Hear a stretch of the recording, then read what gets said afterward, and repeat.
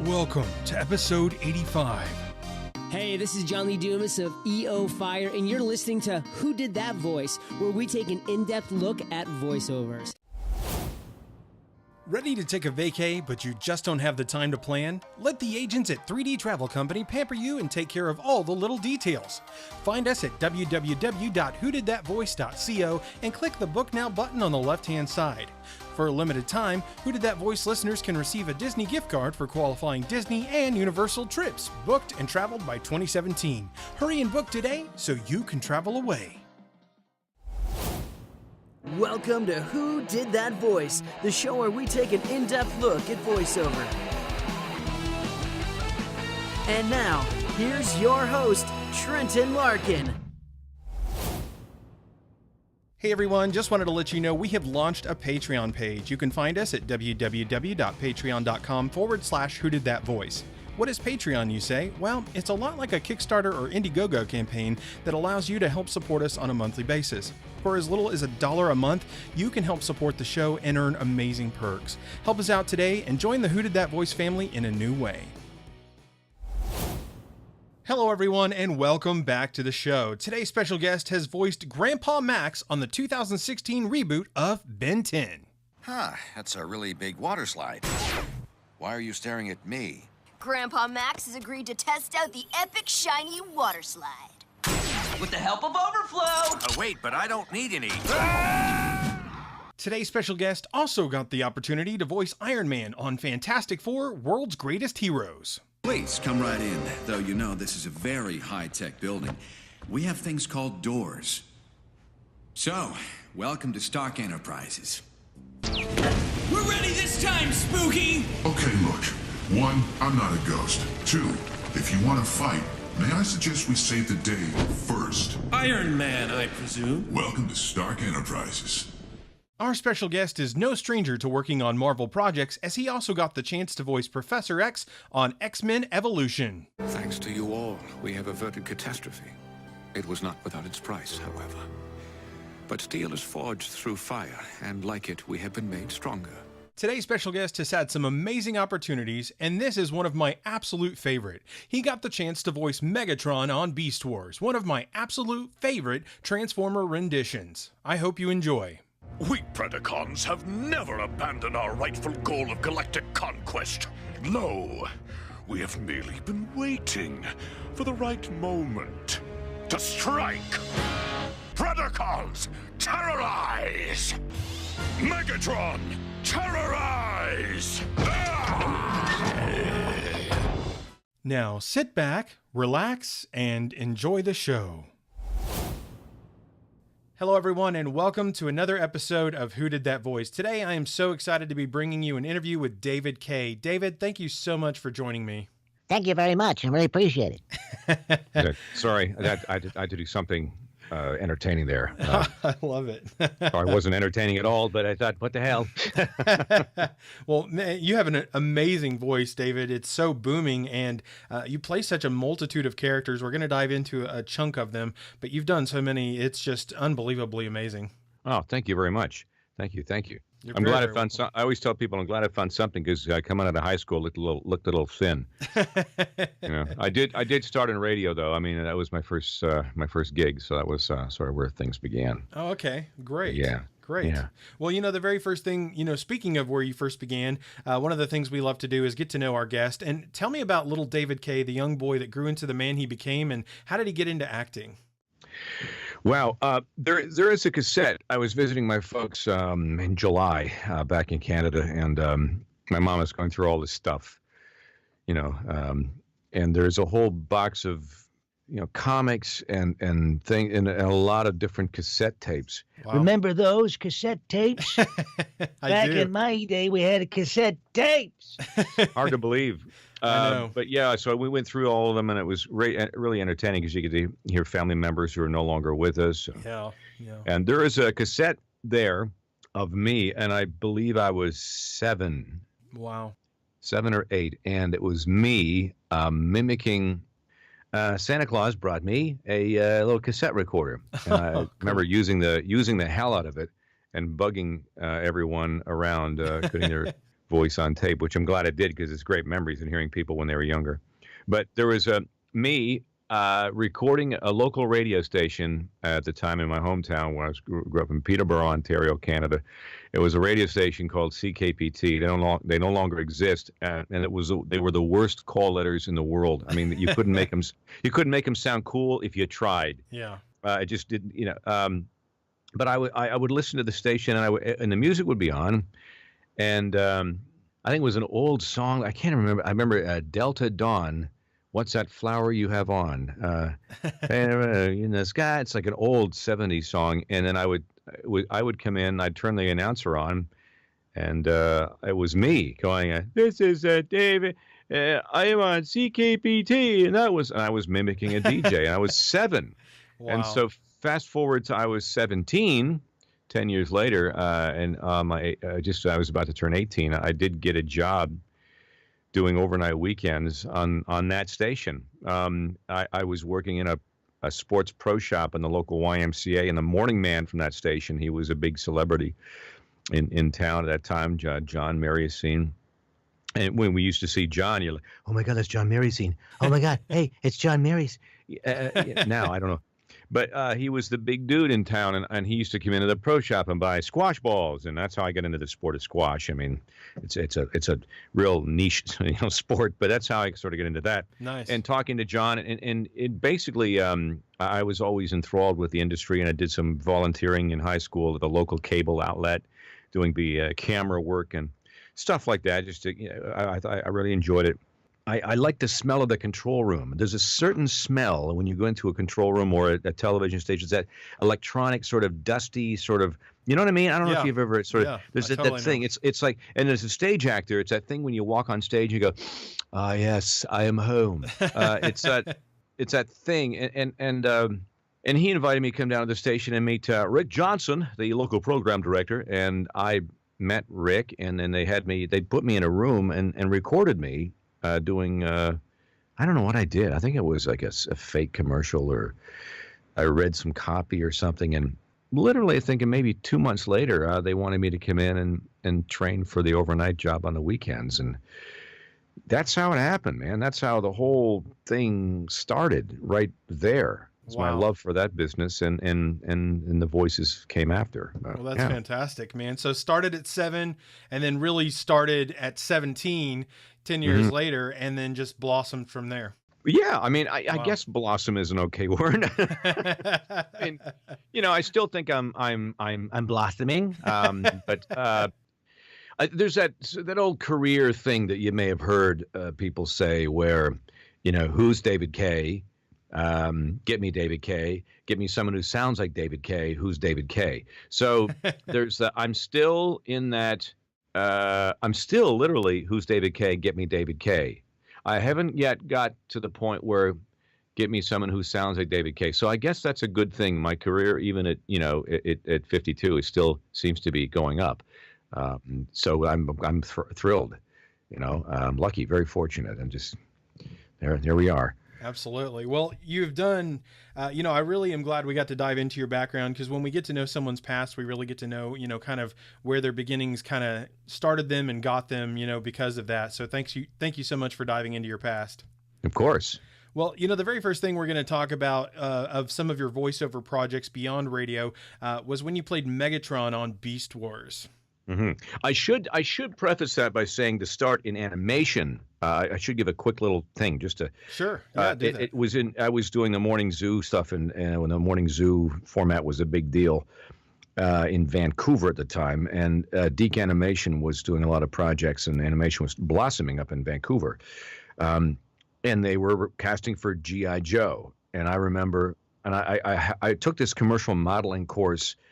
And my agent, great guy, great friend, Ross Rhodes at the time, he was working at this agency. It was sort of a modeling / commercial agency. It was one of these modeling agencies where you have one eye in the middle of your head. Oh my gosh, you could be a model. You should, spend some money and get your pictures. Oh my God. And so I thought, well, I was doing morning, so I was kind of bored and had nothing to do the rest of the day. I signed up for this commercial modeling course. I said, what the hell, whatever. And there was the commercial component of it was what I really enjoyed in class. We learned how to, learn to read a line or memorize lines and do a commercial. And Ross offered to represent me at this fledgling agency right at the very beginning. I said, yeah, sure, man, whatever. I had no idea really what any of it was and what I was doing. I said, yeah, sure, you're my agent. Great. And I think the first or second audition I got was for this. He called up and said, so, do you do voices? I go, yeah, sure. He said, well, the G.I. Joe is looking for a cat. I go, G.I. Joe, like the cartoon? Because I collected all the toys. I mean, I had the big dolls, the Migos. Yeah. And I said, yeah, man, that's cool, sure. And I really didn't expect anything. And I went in and read for a few characters, and one was General Hawk. And I got a call back, and I was about 6 weeks later, and I was skiing on a local mountain, and I was heading down the slopes. It was an afternoon on a weekend. So I skied in the morning, and I was coming down, realized I had no car keys. I couldn't get into my car, and I had to go across the bridge, across town, and it was, 40 minutes to get there. And I was one of the last, I think, people they were seeing that day, and it was getting real iffy. Yeah. And literally within 10 minutes, somebody said, what's your keys look like? I said, well, they're glow in the dark yellow. And the keys. So, he said, well, they're coming down in the gondola right now. Someone's found them on the mountain. I go, so, divine intervention. Who knows? Whatever the hell, was looking out for me that day. Someone found him and put him in the gondola, and I grabbed him, and I made it the audition just in time, and it was General Hawk, and they cast me in it. Oh, so wow. That's how the animation started. That was 89. Dude, 89. That's epic. So pretty crazy stuff, huh? Yeah, no kidding. Great story. Great story. And it's and so that's where the voices. And then fast forward 4 years later, it was maybe 3 years later, they were casting for Transformers. Yeah. Now, I never grew up with Transformers. I grew up with the Flintstones, and Gazoo, and characters like that. And with some of the other characters, the early cartoons. I loved the Pink Panther. Oh yeah. And that's the kind of stuff I was into. And there was Rocket Robin Hood up in Canada. I don't know if you guys got that down here or not. I don't think I've seen that one or heard of it. It was a really horribly badly drawn cartoon, but it was a big deal.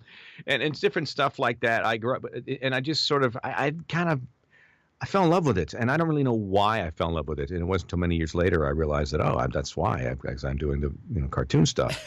And then so the Transformers comes around, and I didn't have any preconceived notions. I had no idea what anyone sounded like, and there was a giant bunch of pages that had drawings of the characters, sketches basically, pretty cool stuff.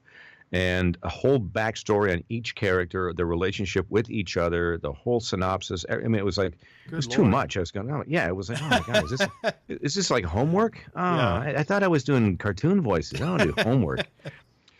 And I thought, well, I'll try it for the main guys.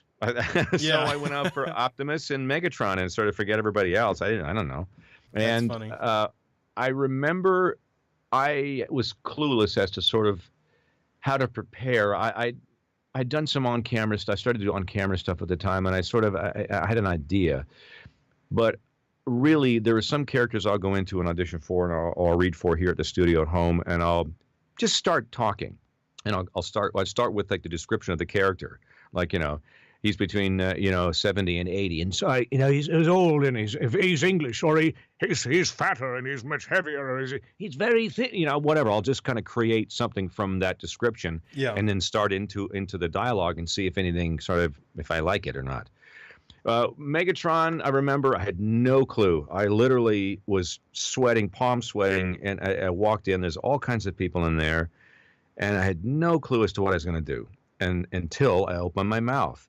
And some people have heard me say this many times before, but I sort of had this idea of what if Anthony Hopkins and Sean Connery and a lizard had a baby? What would that be?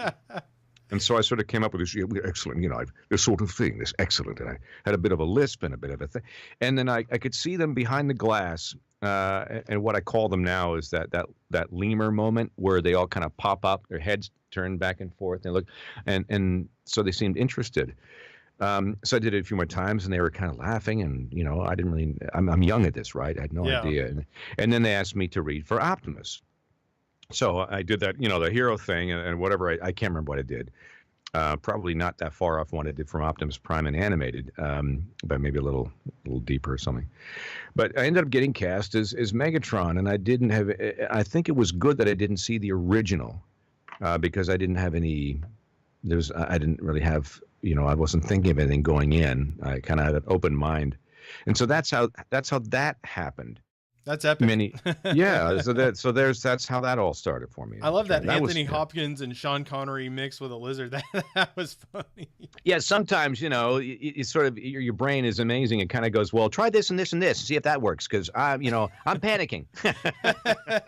Well, I got nothing right now. I'm going to try this. It's very, it's funny because of not coming from a Star Wars or a Transformers background. It's kind of esque of what we know of Megatron, but it was totally different and unique. But it still had his essence, and it's so cool that you were able to grasp that without any preconception of the character. Yeah, sometimes that happens, and sometimes you have to work at it. It just depends on the moment. Absolutely. Really. Well, you kind of mentioned you have played Optimus Prime as well in some other versions. I believe it was called What was that version called? I can't remember. It's Transformers Animated. That was animated. In 2007, 2009. I think it was 2010. Yeah, Optimus Prime is the first. I'd played a lot of bad characters. Yeah. In the past, and so. Being being Megatron for quite a while when Sue Blue was directing that series as well here in Los Angeles. And that was about the time we were beginning to immigrate down. And I was just on an airplane all the time and too much. And I was almost cast in some other series at the time. And I thought, okay, I better bring this up to my wife. And of course, my other side of my business is a lot of promo and trailer and commercial. I mean, it's a big part of what I do as well. So the animation thing is like it takes up 4 to 6 hours it's like a golf round, not that I golf, but I'm just saying it takes up time. So when I have I'm on call during the week, every hour of every day, mostly. For trailers and promos and things can happen at any moment, and they do. Yeah. So to block off 4 hours for a show, either 9 to 1 or 2 to 6 are the normal operating hours of a show when you're recording. It was a bit of a juggling thing. So and then throw commuting from Vancouver to Los Angeles in that and catching airplanes. And Good Lord. And I did that for almost like literally shy of just 10 years, just like 2 months shy of 10 years. I did that. Wow. And it was when I was doing the Optimus role, Tara Strong was the one who said, "What are you doing? Why aren't you living here?" And she seemed angry at me. She said, move here. She got mad. So I went back and brought that subject up with my wife, and that seemed to go well. The kids took it a little more difficult because they were born there, but now we're all U.S. citizens and everyone's happy, and it was the greatest move ever for me in my career, and so we're all doing great, and we owe this country a lot. It's given me great opportunities in my family, so that's where we are present day. Well, that's awesome. A great story for the land of opportunity. Yes. It still is, it still is. Yeah. Still is. Well, besides playing Megatron for Beast Wars, you actually played Megatron and Galvatron on Transformers Armada and Energon. And my good buddy Matt Hill was on that show too. So Matt Hill, yeah. How's Matty doing? He's doing well. We always joke about Matt Hill. So, when Matt turns when he's like 70 or 80, he'll be like, he'll be like the same person he was. You guys want to race in my wheelchair? I can take you out of my wheelchair. Come on, let's go. I'll race you across the country. Come on, you and me. Your Matt Hill kind of sounds like Quagmire from Family Guy. It does, a little bit. Get it. Sit in my lap. We're gonna go ride in the wheelchair. I'm Matt Hill. Matty is a good man. He's been a good friend of mine since we met and did an interview and aired it last Christmas. But he's a great guy. I love him to death. But, it's just amazing that you've been a part of so many great series and gotten to play villains and heroes. And you kind of mentioned commercial work. Speaking of that, this is a commercial within a movie where you did the UDF commercial for Edge of Tomorrow, which was with Tom Cruise. Oh, God, yeah. I forgot about that. Futuristic show, futuristic soldiers, kind of like a Halo meets whatever, kind of time manipulation kind of thing. Very cool movie, but you actually did a commercial in that, which was really awesome, so. I did that gig, and it was a thing where you get a paragraph and you read it, and they go, they're just going to book you, and they're just going to use the audition. Oh, okay, great. And I'm at the movie theater, and I go, hey, that's me. I forgot. And sometimes, you forget you do things until a check shows up in the mailbox. Oh, yeah. That's pretty cool. That's funny. Yeah. America. Yeah, the opportunities just keep flowing. But that's really cool. I love that movie. I watched it a couple of times, and it was just a very unique spin. But I'm thinking, a lot of times, the reason I do my show, David, is to help introduce people to voiceover in aspects that are beyond voiceover. And, you mentioned commercials and promos and trailers. And, so it's kind of cool to see a commercial within a movie, because it's voiceover through an actual live action film, which is really unique, so. There's a lot is funny. There's so many different opportunities and areas within voiceover that are available, to people. And there's another area too, which is trailer, which is the business of looping or ADR. So if an actor is not available, like I did a bunch of Liam Neeson stuff a while ago for. Sweet. What the hell was it for? It was just something for a trailer for something. And I didn't really know I could do a Liam Neeson, so they cast a net and they see who sounds like, and it's not just sounding like the actor or doing one of those funny accents. There are funny versions of the actor. You have to act the scene, so you have to be in the scene. Like if it's an intense scene, you have to be the character. You have to be him. You sound like him, but it's got to come off real. Yeah. And so I made a bit of a game of that, and there's certain characters they'll send me, and it's just like, no, I'm out. I'll just pass on it. But there's certain things, British characters or certain actors with a certain timbre. I did Woody Harrelson for a bunch of ADR work and looping in the last Apes film, and there was just I didn't even know I could do Woody Harrelson because I didn't even think he's anywhere near. And all of it, I sort of keyed on the word all of it, and he just kind of rolls his L's a bit or kind of swallows them. And there's certain. So I did this speech, and I ended up getting hired for that. So you don't know. The Liam Neeson it's more closer to mine if you get it back in your throat. I don't know who you are, I don't know what you want, but it will find you, and it will kill you. Particular set of skills. Get off my plane. It was just sort of like it was sort of all, it was easy to get to that character. Anthony Hopkins I've done in stuff, and Patrick Stewart, his ADR, and it's just, they need to sort of place a word or two or a sentence or something, and they can, go find somebody who sounds like them, and they'll splice it in. Let's hear a little Patrick Stewart. Just something brief. Oh God, Patrick Stewart. Yes, I kind of did him for what's the X-Men Evolution. Yeah. That was yes. Storm. Where is Storm? Storm. Logan. Locate Storm. Come sit on Daddy's lap, Logan. I don't. But he's very, he's sort of, as he gets older, he's in here more of a little older English, and there's a bit of a waver in his voice. And I always like to do the, you shall not pass, the other, his brother, Charles Xavier. Yes. And so it's just, I don't know. I do a lot of listening and sort of listening to things and people, and I key on something, and for whatever reason, if it's in my area, I'll play around with it. But there's a lot of more people out there that are way better at stuff like that than I am, and brilliant. It's just that you catch a certain break on a certain character, and you get hired, and you kind of find a little bit of a niche. You don't really know unless you try. Yeah. So I guess that's the lesson of all this sort of thing. Absolutely. Yeah. Well, speaking of something else you did for a project, you may or may not remember, you played the Movietown newsreel announcer for the movie Up. I'll never forget that. I made John Voight cry. Did you? I was at the premiere, and it was my first big Hollywood premiere. And that's awesome. John Voight was sitting behind us. And I'm doing that whole, Charles Munson's out there, dirigible, blah, blah, blah, blah, blah. He walks around Mount Everest. And that whole scene where it was so emotional that the people grew old together. And I hear this sort of sound behind me. And I kind of turned around and looked behind to the left. And I went to my wife. I said, John Voight's crying. Wow. And that was, I got to hang out with Pete Docter and work with Peter and all the crew from Lassiter, and I made them a cake, from a was a Swiss chocolatier. He's in Vancouver. He's brilliant, and my assistant at the time drove it across the border because it was the balloons. And there's some pictures of it somewhere, but I presented them with this cake at the premiere at the Roosevelt Hotel, the pre-party, and they were all thrilled with it. But it was just my way of thanking them for this opportunity. I mean, who would ever have thought I'm going to be working with the folks at Pixar? I did a session up in Oakland and at Pixar, which was it's Emeryville. And then I did a session down here near our neighborhood at Warner Brothers. And it was just phenomenal. The experience was incredible,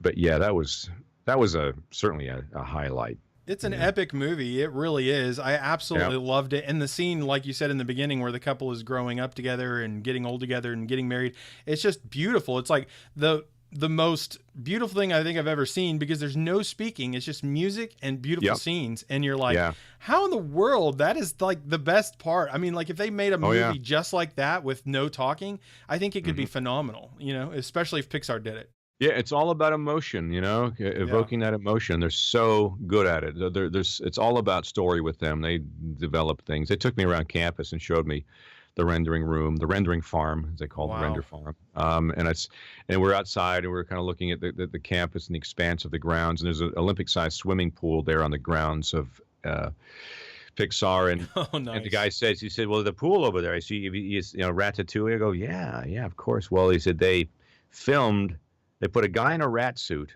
and they had him jump in the pool, and they filmed him, and they were filming to watch how the water would fall off the fur so they could that's how, exactly they want to get it. I said, wow. So they're very precise in story, and it was a thrill to see all that up there. Wow, that is super amazing. I'm glad you dove into that a little bit, some behind the scenes on Pixar, because they are such a unique company, and I'm so glad that Disney acquired them and, back in the day. But they've just done some amazing works. I love their style of animation and the stories they tell, and they do just evoke such emotion out of their films. It's amazing. Yeah. Oh, Disney owns me now. They bought me, so they're buying everything. They're gonna probably buy you after this. It's just gonna own it all. Hey, I would be okay with that, I could just Disney approved, That's right. But that's amazing. Well, kind of getting into some video games you've done too, because it's another genre of voiceover. You've worked on Batman Arkham City as Commissioner Gordon, and you worked on the Clank and Ratchet games as Clank. Yeah. Which is super awesome. 15 years of that. Can you believe that? Hard to believe it. Yeah. The coolest thing, is I don't think they had a ton of money for promotion. We're up against some pretty big films, but I got my name on a poster with Paul Giamatti and Rosario Dawson and John Goodman and of course James Arnold Taylor. But to see my name on a movie poster was like, wow. I mean, hey, the movie didn't do that great, but I'm thinking, I got my name on a poster. I've made it, Hollywood. La la la. But it was so much fun to do, and I'm really glad we did it. And so much to jam into a film, that whole universe, Yeah.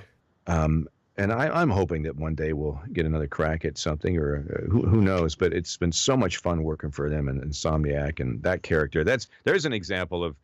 You just never know where things are going to go, and you get sent. I was literally sent a paragraph. There was no pictures or anything. It was a paragraph. It was the description was maybe a sentence long, and they wanted him to sound not robotic, but more of a personality, more of a person, but less, not the robot we're used to seeing, or hearing, but something different. So I just sort of kind of again started this whole thing here. I just made my head move back and forth and do this. Yes, Ratchet, of course. We must find Captain Core quickly. Oh, dear. And I came up with this laugh in the session. And I said, well, how would he laugh? And we're trying to figure that out. And I kind of did a Scooby, like, they said, well, try, what would that be like with Clank? And I went, I don't know. I'm like, and that's it. That's the laugh. So that became the laugh. And yeah, and 15 years later, and hopefully, one day we'll do some more stuff, because it was such a fun franchise. The Arkham thing was so cool. I'd almost all but given up being anything involved with Batman. I was so always wanted to be, because he was one of my favorite heroes as a kid growing up, was the Batman. Me too.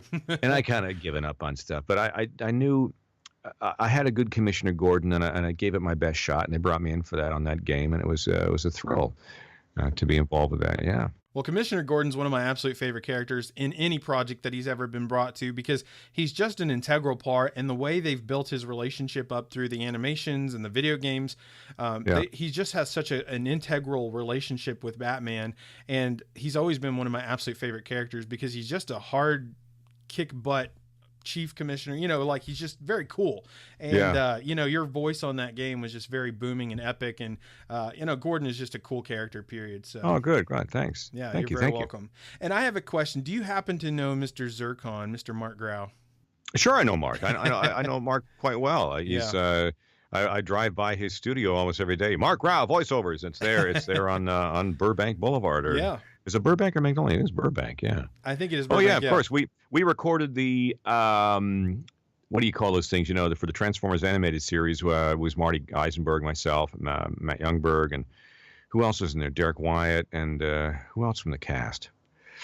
When they do those they record the stuff for the video release on DVD. They do what's that called? When you go in and talk about, you're watching the film and you comment about what's commentary? Going on. The commentary. Yeah. We did all that over at Mark's studio. That's awesome. And he's got some pretty amazing pictures over there of the people he's worked with over the years that have come in and out of that studio. So. Well, Mark was on my show a while back, so yeah, that was really cool. I wondered I figured you knew him, but so. Yeah, we're all in the same hood. We're all in the same area. We see each other all the time, and at various different events. Mm-hmm. That's awesome. Well, you kind of mentioned, and we kind of got to hear a little bit of Professor X, and I know you played Professor X and Apocalypse on X-Men Evolution. Great series, great franchise. Kind of got to see the X-Men coming from a younger perspective, a newer perspective, and you got to work with some amazing people on that. In fact, was Scott McNeil, wasn't he Wolverine on that? Yeah. Oh yeah. Okay. Yeah.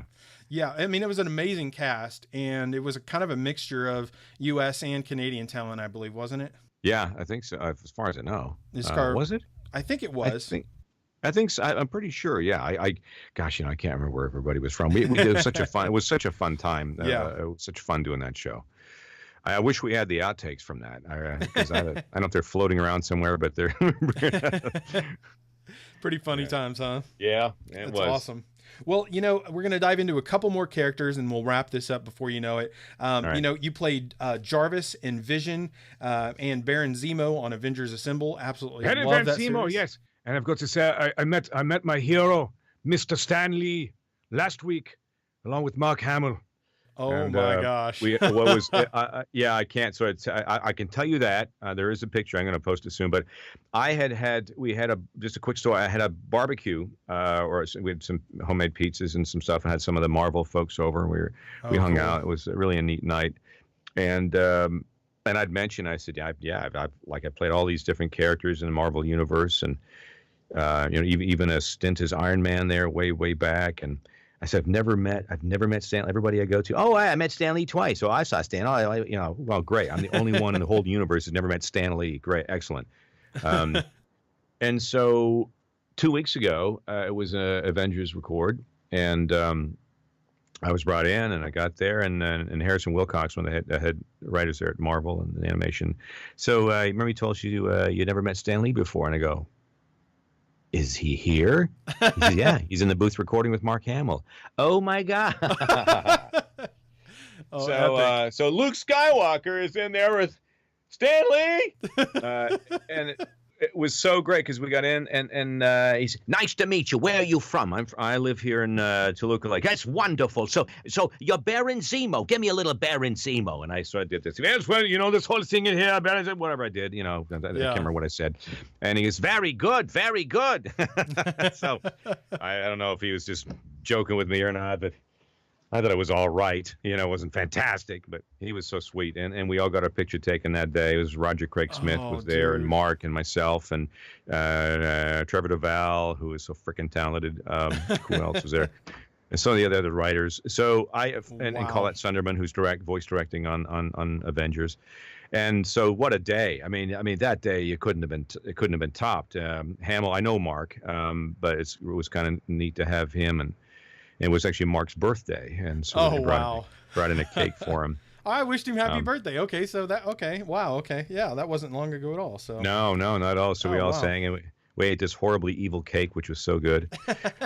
But yeah, I mean, that's those kind of days happen, and you kind of have to pinch yourself to think that you're part of that. So I'm just so honored to be anywhere near this stuff. Trust me, it's just amazing. What an epic day, Mark Hamill pretty and much. Stan Lee. Pretty much. Wow, man. And you sounded like a little kid there. I'm sure you were like going back in your head like, oh my gosh. Yeah, it was one of those things where I got in my car and go, oh, I sounded so stupid. Why didn't I do this? Why didn't I say that? Oh, I'm like an idiot. I pulled a Chris Farley, I was like, oh, darn it. Such an idiot. But that was neat. Wow. Well, the last show that we're going to talk about today, because there are tons more we could talk about, David, is Ben 10. And we're going to start with Ben 10 Omniverse.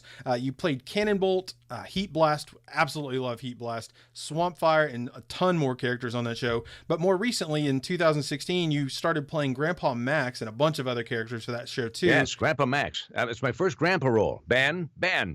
The van is a mess, Ben. It's just, it's Scary because it's my first grandpa role. You're like, oh no, I've gone there. Oh dear, here we go. I mean, we all know the incredibly talented and wonderful human being, Paul Eiding, who's just, you can't get much nicer of a human being than Paul. As an actor, you're like, oh, first of all, you're like, hey, I'm Grandpa. Oh, yeah. Ooh. Yeah. But that's the nature of the beast, that's the nature of the business. Yeah. And I just felt uncomfortable about it. But at the same time, very honored that Steve Siegel and the Men of Action folks, give me a chance to play an iconic character. And it's been fun. I mean, we record Monday mornings. I mean, usually on a Monday morning, you're like, oh, God, Monday.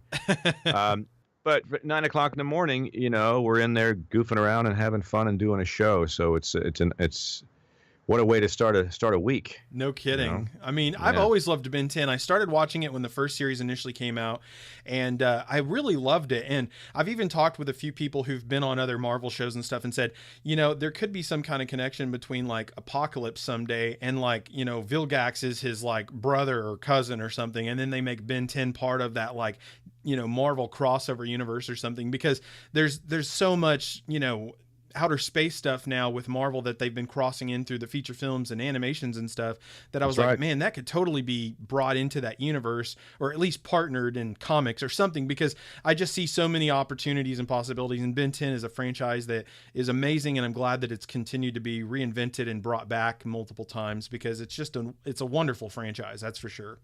That'll be the first story we'll hear on Monday morning. Dateline Hollywood. Disney and Marvel have purchased Ben 10. It's gonna happen. Yeah. That's right. It's crazy. It's crazy. I'm surprised we haven't seen Luke Skywalker in the Avengers yet, but we'll see. Oh no, you never know. You never know. You never know, man. But well, as we wrap up here, I just want to ask your advice, David.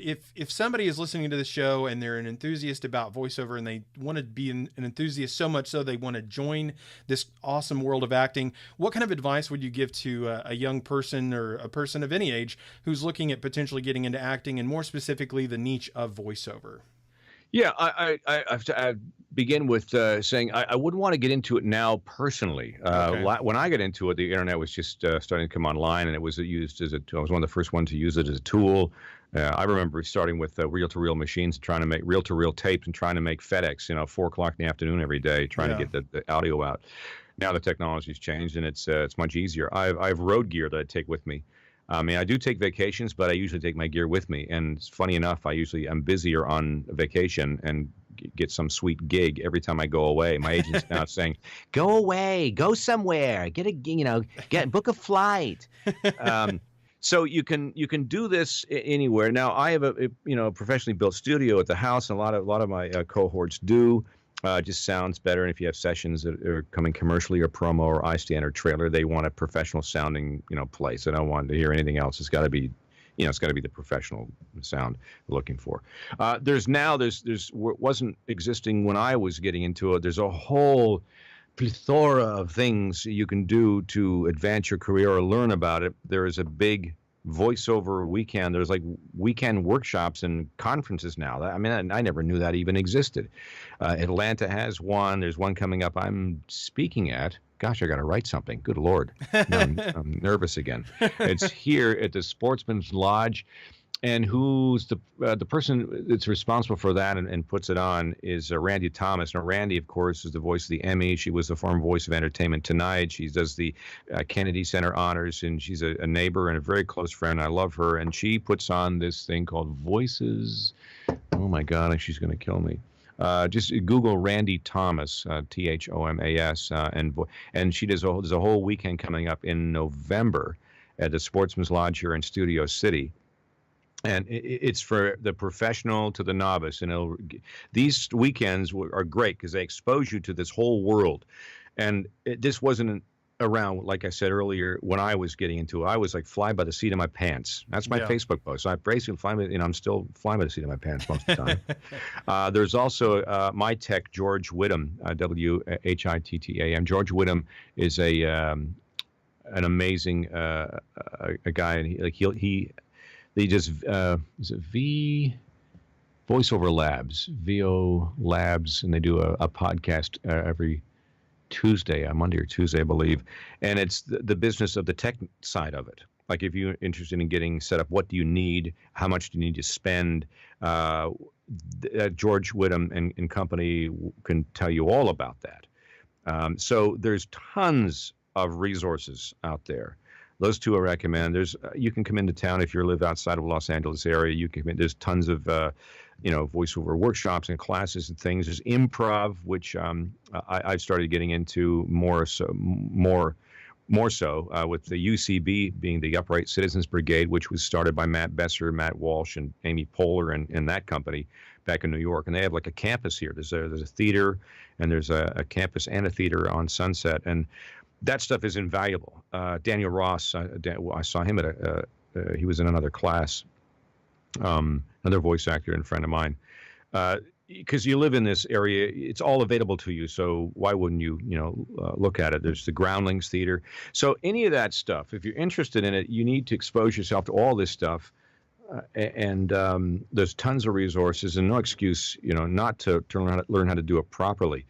The issue I have as a performer, as a voice, someone who's come up from nothing and still a little more than nothing now, but I still have a long way to go. There's people I'm still learning from. Yeah. There's when you're standing in front of a painting like a Van Gogh or a Matisse or a Masters or some brilliant, you're over in Europe and you're looking at something, you go, oh my God, how the hell did they do that? How am I looking at it? Like the Hieronymus Bosch painting we saw in Madrid. You go, oh my God, so you look at that and you think, well, that's excellence. That's just the height of excellence. Yeah. So in a day and an age where you can put on two stick figures farting for 8 minutes on YouTube and have 8 million hits. Now, is that excellent? Is that great? Well, to some people, it's great. Yeah. But where's the benchmark? So I implore people to listen to those who are doing it and see what it is that they have, what makes them great. What is it that makes them great? Are they just saying a line, or are they living the line, or is there life in it, or is there a character in it? And Mark Hamill I'm going to give him as an example. When I were doing regular show, we did regular show, and I was in from time to time as a character on that, the big baby with the diaper, Reginald. But he wouldn't just say the line. I mean, he gets all this other stuff going on. You can hear how heavy he is. You can hear how much pain he is. You can hear the thought process, and it's all from using your voice. Any actor can act a scene, but to do it in front of a microphone where there's no camera and you have to emote something, there's a skill, and it just comes with doing it and understanding it. So there's all kinds of stuff out there that you can look into and do, and workshops and things. If you really want to do this, do those first. Yeah. Find out what it is you need. Find out your niche. Find out people who have the same sort of interest as you. It's always fun to be around people who have the same interest. It's cool. They feed off each other, and that energy and that the love for the craft, and it sort of starts there. I don't think there's any age I think they're always looking for, new people. There's lots of work to go around. There's tons with the new channels and universes and different things and new games. And of course, the VR stuff is coming online too. So you're looking, you have to be a great actor, and you have to act and move around, and you also use your voice. So the opportunities are there. It's just everyone has a great voice. It's just a matter of how you use it. So if that's a roundabout way of answering your question, I think I've succeeded in confusing everyone. But that's my sort of take on it. It's good. It's solid, But you mentioned Daniel Ross. Daniel was one of my very first guests on the show, and we talked about his role as Starscream from Transformers back when he worked on the video game for the original movie. So that's really cool. We seem to know a lot of people, and I know as I've done this show, the people that I've had on the show, the connections between them have started to kind of cross lines, and it's been nice to kind of do that because it helps my show grow and it helps different connections come over, kind of like when I had Gary Chalk on the show and Ian James Corlett, who were both on Gary, Beast Wars. Pull my finger. Hey, pull my finger. Corlett, pull my finger. My imitation of Gary. Yeah, well, they were both on Transformers Beast Wars with you. Great guys. But, it's just really cool to have you on the show today, David. I have one last question, and we will wrap this interview up. And the question is, what is the legacy you want to leave behind? Oh, boy. I knew I was going to be asked that question at some point. Gee, that's a tough one. He was a great guy, fun to be around, and he was a solid character and kind to everyone. And aside from any work that I do, it's just that I was a good person, and that's what my father has instilled in me. He's, everyone loves my dad, and I would prefer to be liked. We all like to be liked, and that I wasn't an asshole to work with. Yeah. No, just I always maintain from the very start. I got to find something that lets me have fun every day. If I can look forward to Monday, then that's the trick. I try and tell that to my kids. Look forward to Monday. If you can look forward to Monday mornings, then you got something. Yeah. And like I have a little sign in my studio also that says, "You have to be odd to be number one." Absolutely. The squeaky wheel gets the grease. That's right. I love it. That's great. I think it's a wonderful legacy, David. And I can't thank you enough for the time to talk about all these amazing shows. And I definitely would love to have you back on this show again sometime soon. Absolutely, man. Sure. Well, David, if you would, please, it's been an absolute honor and pleasure having you on the show. Would you please close us out as Megatron from Beast Wars? Ah, Trenton Larkin, what a pleasant surprise. But it shall avail you not. No. Side guns. Megatron, out. Have a nice day, everyone. Well, everyone, I sure hope you enjoyed today's episode with David Kaye, the voice of Megatron from Beast Wars. And if you did, please find me on Facebook, Twitter, or Instagram by searching Who Did That Voice. I would love to hear from you. A question you might ask yourself is, where can I listen to Who Did That Voice? That's an excellent question. You can hear us on iTunes, Stitcher Radio, TuneIn Radio, YouTube, and our website at www.whodidthatvoice.co. Click the Episodes tab and listen away.